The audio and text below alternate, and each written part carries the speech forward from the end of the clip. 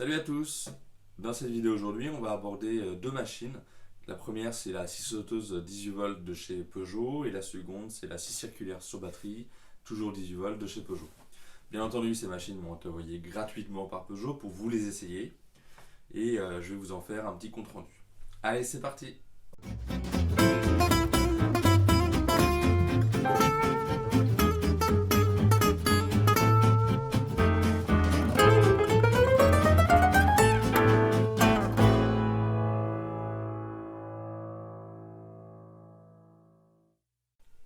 J'ai décidé de faire une seule vidéo pour deux machines, puisque selon moi, la scie circulaire 18 volts a vraiment un bon potentiel, c'est une très bonne machine. La scie sauteuse pour moi est un petit peu en dessous.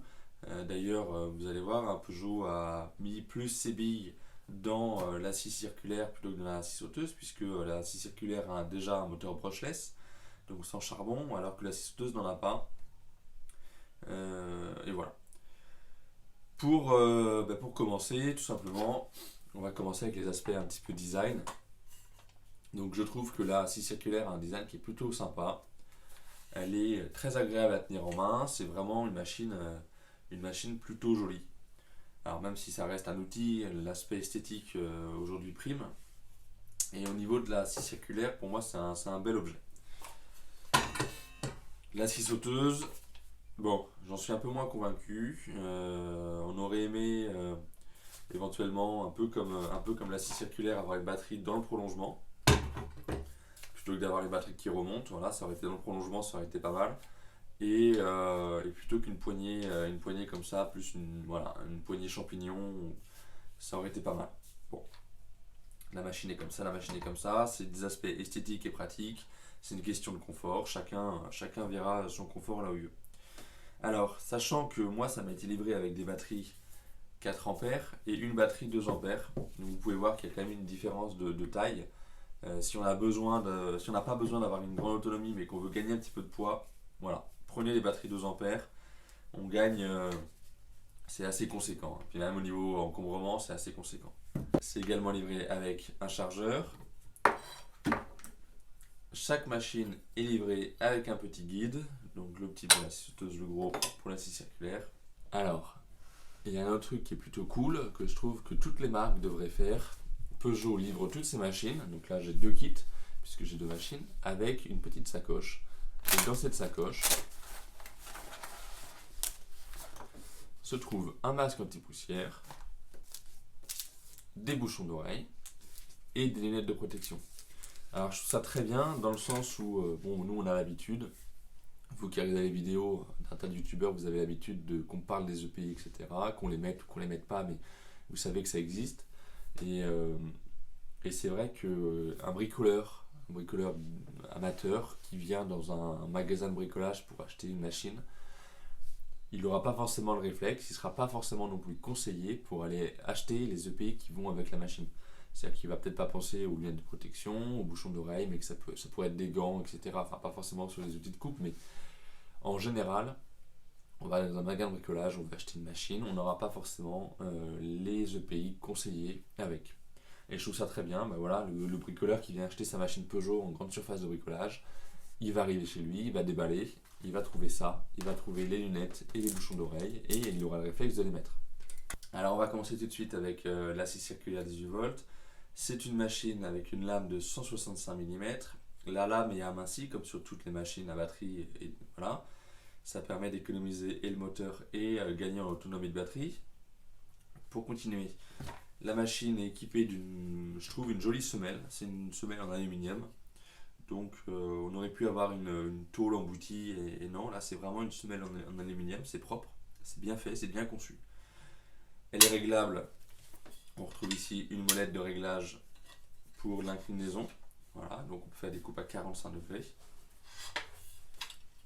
Et on retrouvera sur le côté moteur ici une molette pour le réglage de profondeur. Alors c'est peut-être un petit peu gadget, mais ça pourrait avoir son utilité. La machine est équipée d'un petit laser, voilà, vous le voyez. Et donc c'est un petit peu gadget, mais ça peut servir éventuellement.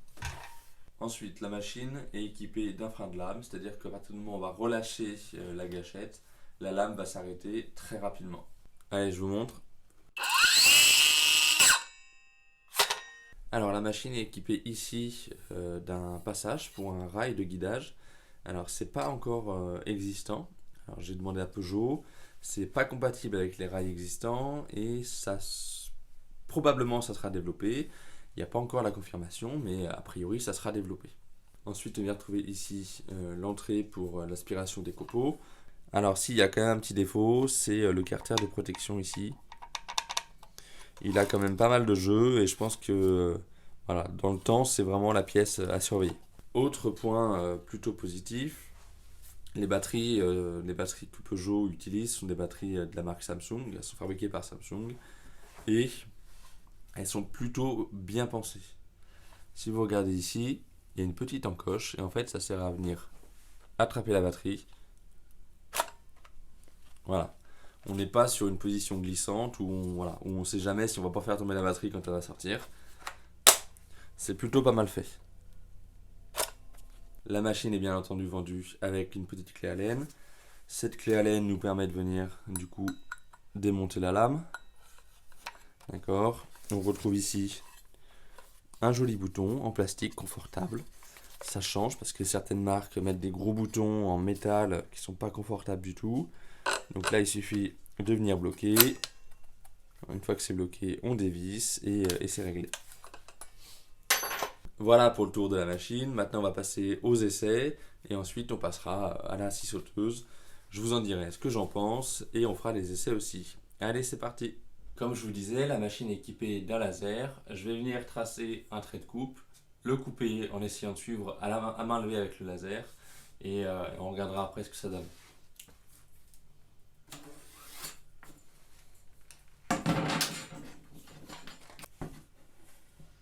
Le laser permet de se placer et de suivre tout le long de la coupe.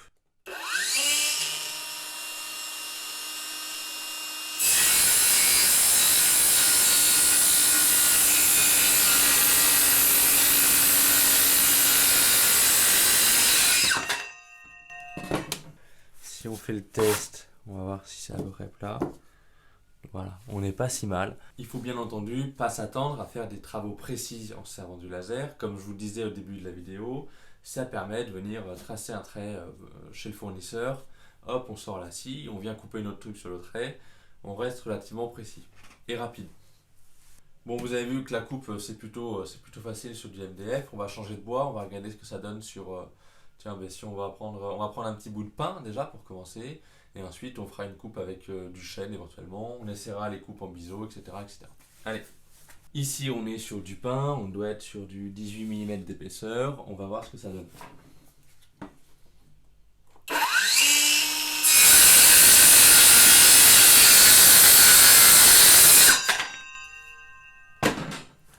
Bien entendu, toutes les images que je vous montre sont en vitesse réelle. Là, vous voyez, on a passé 2 nœuds sans trop de difficultés. Ça coupe comme dans du beurre. Allez, on va se faire une petite coupe en biseau. On va mettre du 45 degrés. Donc vous voyez, il suffit de venir régler. On a ici un petit trait. On vient l'aligner. On verrouille.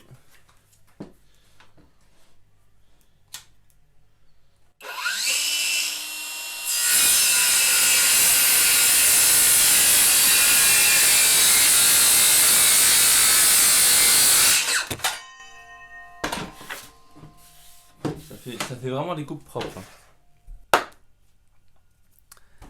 Alors là, je vais réutiliser cet équerre numérique, ce rapporteur numérique, on s'en fiche. Je le déploie et ça me donne l'angle qu'il a envie de me donner. Alors on m'a reproché de pas, dans une autre vidéo, de m'en être servi et de pas l'avoir vérifié, etc., etc., etc. On peut tout vérifier. On pourrait démonter les machines pour vérifier qu'il n'y a pas un petit poil de cul qui traîne quelque part. Moi je lui fais confiance quand je m'en sers sur ma scie sous table et que je lui demande de vérifier les 90 degrés de la lame. Quand je fais mes assemblages, j'ai 90. Quand je demande une coupe à 45, quand j'assemble 2 fois 45 degrés, j'ai 90. Je vérifie mes 90 degrés avec mon équerre Facom. C'est une équerre que j'ai vérifiée. Vous savez, quand on fait un côté puis l'autre, on retourne le pied et on regarde si les deux traits se chevauchent. Elle est vérifiée.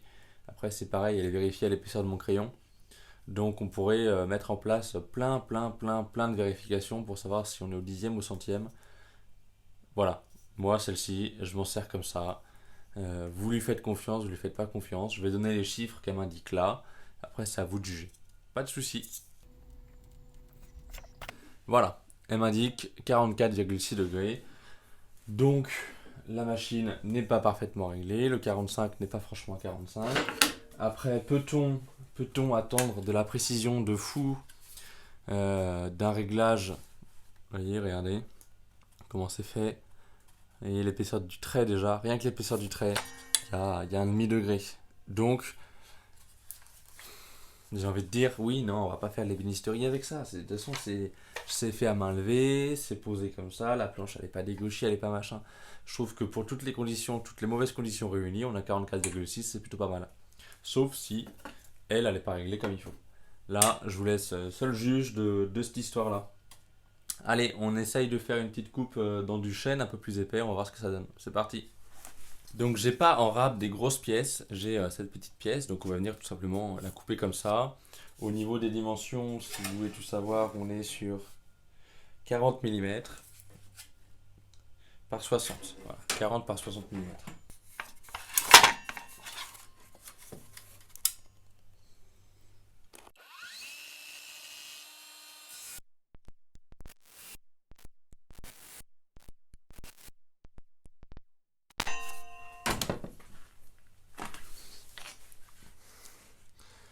Voilà, bon ça fait le taf, hein. La coupe est propre, pas de problème, ça fait le boulot. Donc voilà, la coupe est faite, c'est plutôt propre. C'est une machine, elle est capable de couper ça occasionnellement. Je pense pas qu'il faille lui demander de le faire toute la journée, tous les jours. C'est une machine de milieu de gamme, donc c'est pas une machine professionnelle. On doit être aux alentours de 150 euros la machine nue si on a déjà les batteries et le chargeur, et on doit avoisiner, je pense, les 250 avec batterie chargeur. Voilà, donc machine de milieu de gamme. C'est fait pour des bricoleurs amateurs, plutôt avertis, qui ont un budget relativement important quand même pour de l'amateur, et où on est sur une gamme pour du professionnel qui a envie de s'équiper pour, par exemple, quelqu'un qui ne fait pas du bois tous les jours, et ben, il a envie d'avoir une machine pour couper du bois de temps en temps. Ben, ça va tout à fait, c'est une bonne machine, moi j'en suis content. Voilà, on passe maintenant au descriptif de la scie sauteuse. Je vous en dis ce que j'en pense et ensuite on fait les tests avec. C'est parti. Alors du coup on va poursuivre avec la scie sauteuse 18 volts qui malgré qu'elle ne soit pas brushless et un design moi qui ne me convainc pas plus que ça reste néanmoins une machine qui va être efficace, elle fait le boulot. Elle a quelques points positifs, elle est pendulaire avec un réglage ici. Donc on règle, il y a 3 niveaux de pendularité, soit 0, on n'a pas du tout de pendularité, et 1, 2, 3. Voilà. Elle a également l'éclairage LED de la zone de travail.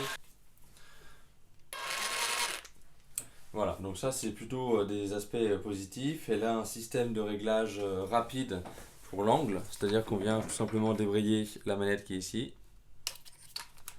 Là, on avance, on change notre angle, on trouve le cran, on recule, et on a juste à venir verrouiller. Voilà, et à partir de là, on est verrouillé dans une position, dans un angle.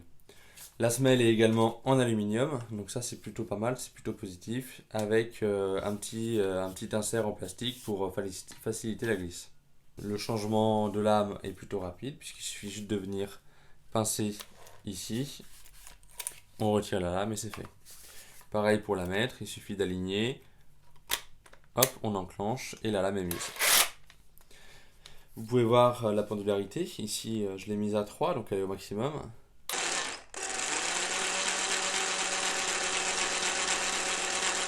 Voilà, je ne vais pas rentrer dans les détails des caractéristiques techniques poussées, des chiffres et des trucs comme ça.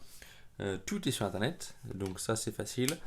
Vous trouverez les informations sur le site de Peugeot Outillage, sur tous les sites marchands qui vont vendre ce produit-là. Il y a toutes les infos et ça sera simplement mieux dit, mieux ordonné que ce que je pourrais vous dire à travers la caméra. Allez, on passe au test tout de suite. Là, j'ai mis pour l'instant une grosse lame bois, donc on va faire des coupes dans du massif pour commencer. On va faire du pain, on va faire les mêmes planches que tout à l'heure. On va juste regarder, voilà, essayer de couper un petit peu en tournant, etc., etc. Alors, sachant que normalement la machine est équipée d'un pare-éclat qui vient ici, le premier a pété, et le second que Peugeot m'a renvoyé a sauté aussi, et donc j'ai décidé d'arrêter d'en mettre.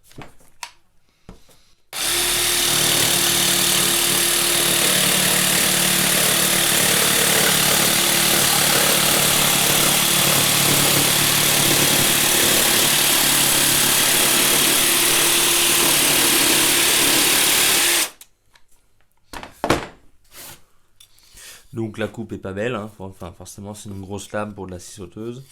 Néanmoins, c'est plutôt pas mal droit pour du main levée. Voilà. Allez, comme tout à l'heure, on va essayer de faire une coupe à 45. Donc on se souvient, on vient débrayer ici, on avance, on règle. Vous voyez ici, on a nos 45 degrés qui sont indiqués, on a nos marquages. Donc là, je mets sur 45, je viens verrouiller.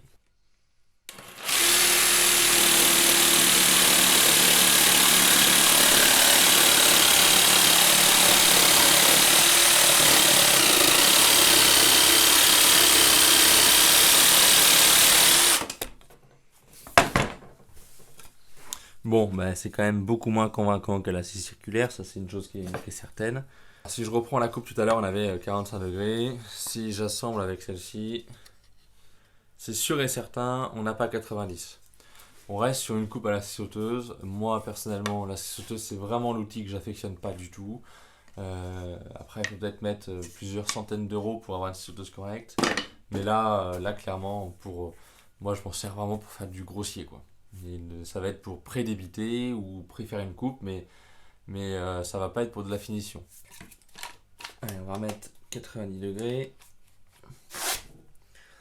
Allez, on va faire des petits tests de virage là-dedans.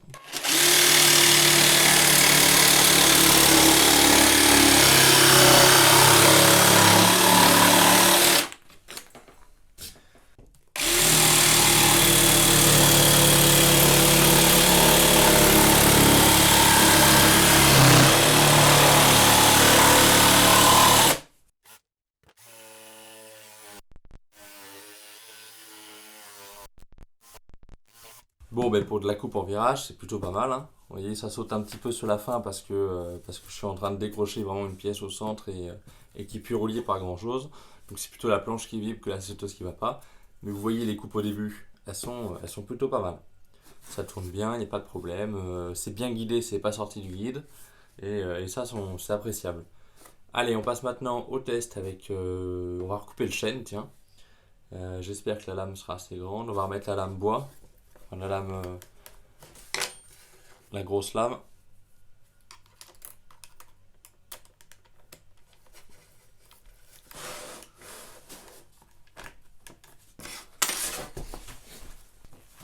Ouais, toujours dans le même sens.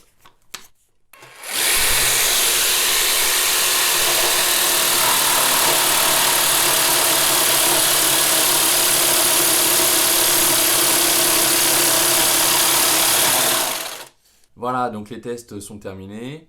La machine dans l'atelier reste pratique, on peut l'emmener au fond du jardin, etc., etc. Elle est efficace, elle fait le job qu'on lui demande de faire sans plus, elle n'est pas très très précise, mais voilà, elle mérite d'être sur batterie et c'est un aspect qui est plutôt intéressant. Moi, de toute façon, pour ma part, les sauteuses, c'est vraiment pas un outil que j'affectionne, donc je vais pas m'étendre là-dessus. Ce modèle-là, pour moi, devrait être brushless, devrait avoir un design, je comprends pas. Je comprends pas ce qu'ils ont pondu là, mais voilà. C'est mon jugement personnel sur la machine et voilà. Voilà, on se retrouve très vite pour une prochaine vidéo. Pensez à activer la cloche des notifications, à vous abonner, à liker, à partager. Mettez un pouce bleu, un petit commentaire, ça fait plaisir. Et on se retrouve très vite. Allez, ciao!